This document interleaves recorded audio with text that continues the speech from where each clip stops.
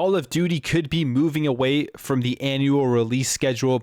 We got another quick little video showing some Starfield artwork, and there's some information coming from Mike Ybarra on how they plan to fix the workplace culture at Blizzard.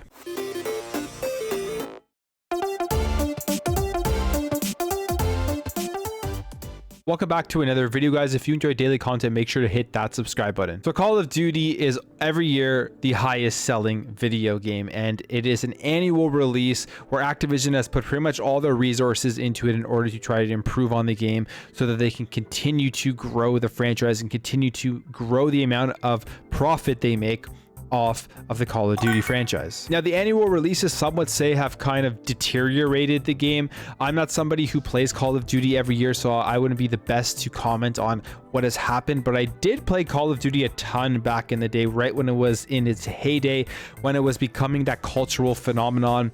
The Modern Warfare, Modern Warfare 2, Black Ops 2, I would say the best out of all of the series, and I kind of fell off after that. Now, I do still dabble into it here and there. I have played Modern Warfare 2019. I skipped Black Ops Cold War.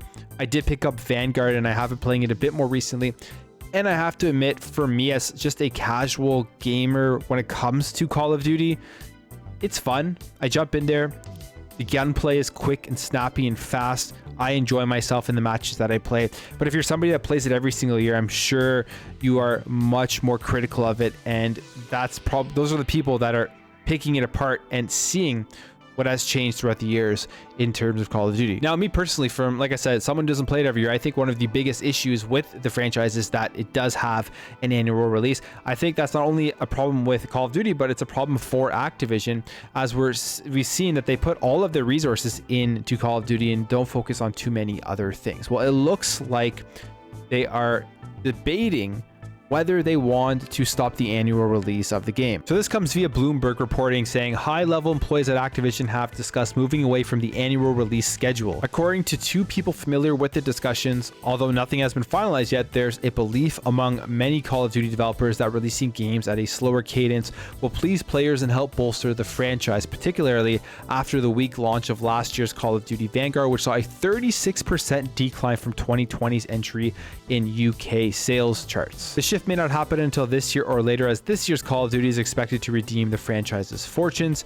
Slowing down the Call of Duty release schedule may lighten developers' intense workloads and provide new opportunities for Activision game makers to work on other titles. The Blizzard division could also benefit culturally and strategically from the acquisition.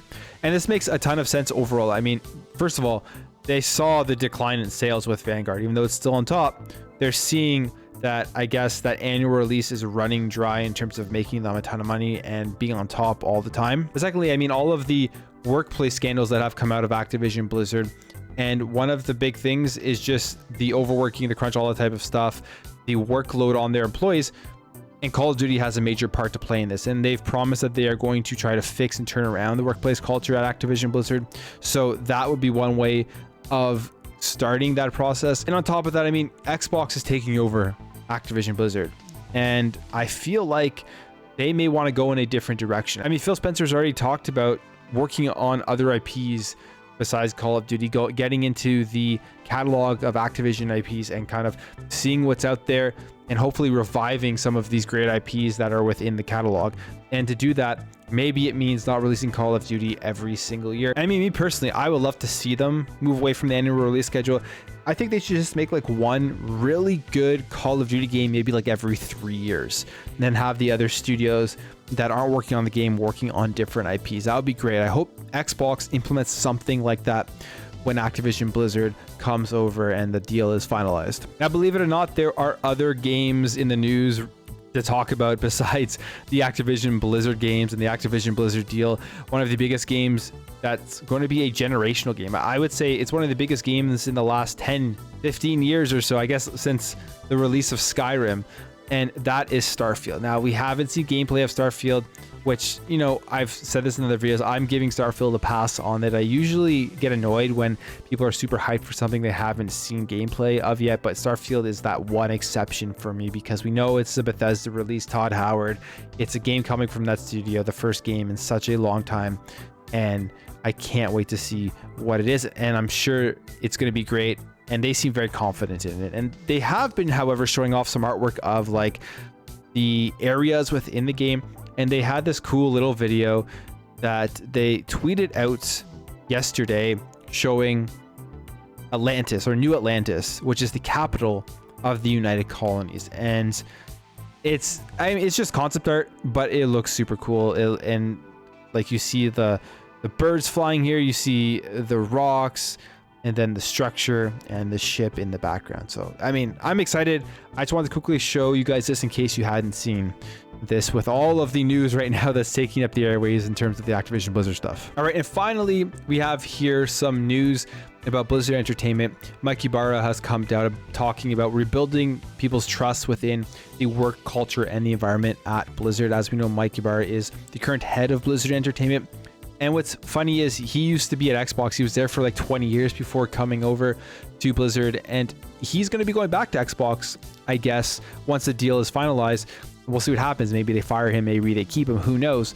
But he has listed out some things here that they're starting to do in order to start to rebuild people's trust within Blizzard and their work environment. So he has 4 points that he's mentioned here, saying they're going to be evaluating management and leadership based on fostering an inclusive and safe work environment, establishing multiple full-time positions and teams dedicated to improving culture, including a culture leader, organizational leader for HR, and a diversity, equity, and inclusion leader, expanding Blizzard's compliance and investigation teams to establish clear rules and hold all employees accountable, and ensuring employees have a way to submit feedback and evaluate managers and leadership. So those are some of the first steps, I guess, they're taking in order to try to turn this thing around. I mean, it was a sinking ship.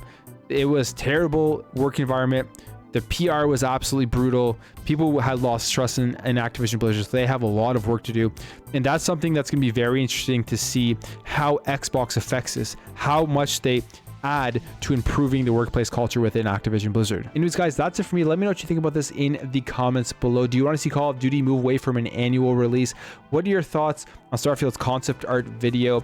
And what do you think about Mike Ybarra's first steps to improving Blizzard Entertainment? If you enjoyed this video, make sure to hit that thumbs up button. You're new here, you enjoy what you saw throughout this video, I'd appreciate you hitting that subscribe button. Thank you all for watching. Thank you for your support, and I'll catch you in the next video.